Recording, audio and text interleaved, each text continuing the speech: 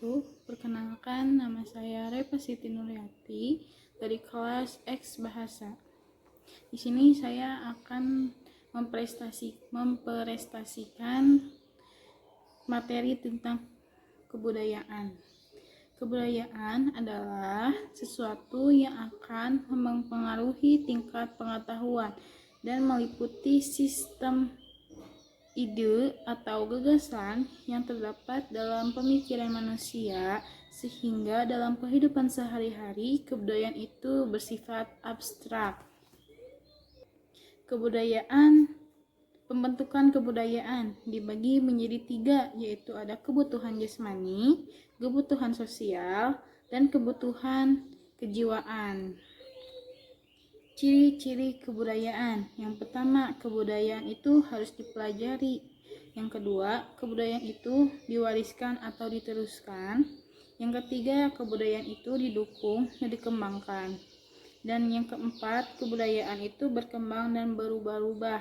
Dan yang kelima, kebudayaan itu merupakan suatu kesatuan. Wujud manusia dibagi menjadi 3, yaitu ada ide-ide, gagasan, nilai-nilai, dan norma. Sistem sosial. Yang kedua, sistem sosial. Yang ketiga yaitu wujud artefak. Jenis kebudayaan, yaitu ada material dan non-material.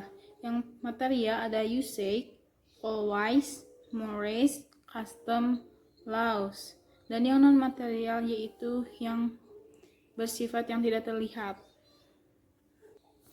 Substansi kebudayaan dibagi menjadi 6, yaitu ada pengetahuan, sistem pengetahuan yang dimiliki manusia sebagai suatu akumulasi dari perjalanan hidupnya dalam hal berusaha memahami alam sekitar, alam fauna, flora di daerah tempat tinggal, dan lain-lain. Untuk memperoleh pengetahuan di atas, manusia melakukan 3 cara, yaitu melalui pengalaman dalam kehidupan manusia. Yang kedua, berdasarkan pengalaman yang diperoleh melalui pendidikan. Dan yang ketiga, melalui petunjuk-petunjuk yang bersifat simbolis. Yang kedua, ada nilai. Nilai adalah sesuatu yang dianggap berguna, berfungsi, dan berharga. Sesuatu yang dianggap penilai dapat berupa benda atau material dan bukan benda. Yang ketiga, ada pandangan hidup. Pandangan hidup ialah seperangkat nilai yang dianut oleh seseorang atau masyarakat. Pandangan hidup dijadikan arah dalam mencapai tujuan, menjadi pedoman dalam berperilaku, berkarya, dan dalam memecahkan masalah. Yang keempat ada kepercayaan. Kepercayaan merupakan sekumpulan sikap yang berlandasan pada keyakinan terhadap sesuatu yang dianggap menguasai kehidupan atau supernatural. Tujuan dari kepercayaan ini adalah memelihara hubungan dengan supernatural agar tetap memelihara hidup mereka dan menjaga dari segala sesuatu yang mendatangkan kehidupan. Yang kelima, ada persepsi.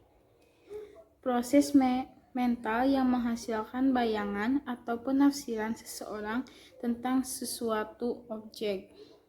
Persepsi mengandung 2 pengertian, yaitu menunjukkan proses dan menunjukkan hasil. Yang keenam, ada etos kebudayaan. Etos kebudayaan sering memancarkan suatu watak khas tertentu yang tampak dari luar atau yang dilihat oleh orang luar atau asing.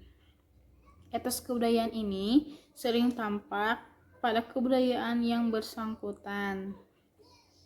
Unsur-unsur kebudayaan dibagi menjadi unsur-unsur kebudayaan dibagi 7, yaitu ada bahasa. Bahasa adalah alat atau perwujudan budaya yang digunakan manusia untuk saling berkomunikasi atau berhubungan, baik melalui tulisan lisan ataupun gerakan bahasa isyarat dengan tujuan menyampaikan maksud, arti atau kemampuan pada lawan bicara. Yang kedua, ada sistem pengetahuan.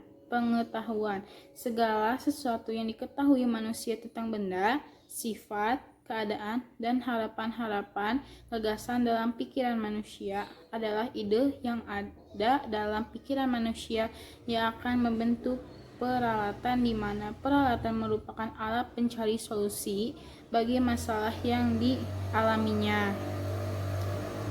Yang ketiga, ada sistem organisasi sosial. Dibagi menjadi empat, yaitu ada sistem kekerabatan, jenis perkawinan. Jenis perkawinan dilihat dari asal suami atau istri. Dan yang keempat, ada sistem perkawinan dilihat dari pola menetap setelah menikah. Yang pertama yaitu sistem kekerabatan. Semua orang mempunyai genes atau hubungan darah, baik melalui ayah ataupun ibu. Batas hubungan kekerabatan ditentukan oleh prinsip keturunan, dibagi menjadi tiga, yaitu ada bilateral atau parental, unilateral, dan ambilineal. Yang kedua, ada jenis perkawinan. Menurut Marun Harris, pengelompokan jenis perkawinan diantaranya ada monogami. Perkawinan dilakukan oleh seseorang memiliki pasangan hidup satu sama lain. Yang kedua, ada poligami. Perkawinan yang dilakukan oleh satu orang laki-laki atau perempuan dengan pasangan lebih dari satu.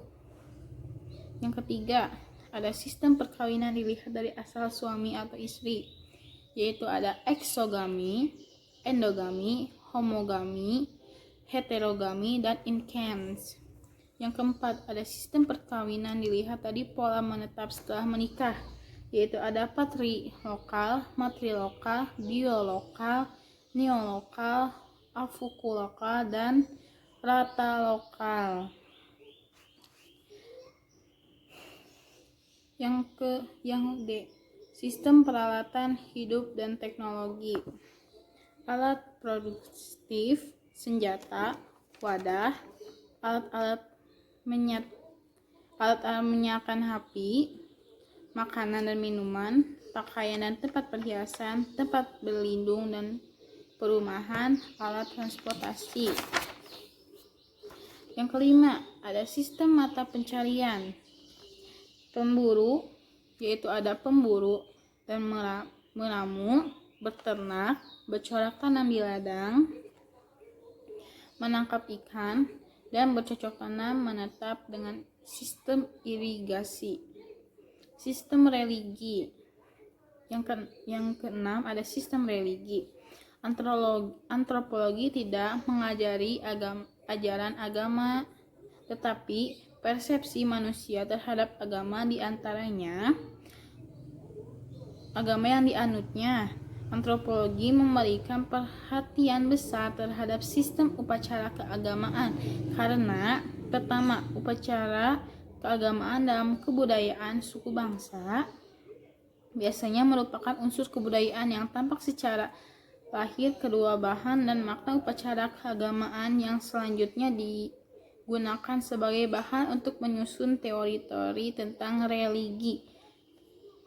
Ada 4 aspek, yaitu ada tempat upacara, saat upacara dilakukan, benda-benda dan alat upacara, orang yang melakukan upacara tersebut. Dan yang terakhir, ada kesenian, mengaku pada nilai keindahan atau estetika yang berasal dari ekspresi hasrat manusia akan keindahan yang dinikmati dengan mata ataupun telinga. Sebagai makhluk yang mempunyai cita rasa tinggi, manusia menghasilkan berbagai corak kesenian mulai dari sederhana sampai yang kompleks. Oke, kesimpulannya, yaitu kebudayaan adalah keseluruhan sistem gagasan, tindakan, dan hasil karya manusia di dalam kehidupan masyarakat yang dijadikan milik dari manusia itu dengan cara belajar. Dengan demikian, seluruh tindakan manusia dengan kebudayaan karena hanya sedikit tindakan manusia yang di lingkungan masyarakat yang mempunyai naluri, refleksi, dan akibat sosiologi ataupun kelakuan yang membabi buta saja yang bukan merupakan kebudayaan. Jadi selama manusia menggunakan akal sehat dan pikiran bukan secara membabi buta, maka tindakan hasilnya merupakan hasil kebudayaan. Cukup sekian dan terima kasih. Wassalamualaikum warahmatullahi wabarakatuh. I'm in stars tonight. So watch me bring the fire, set the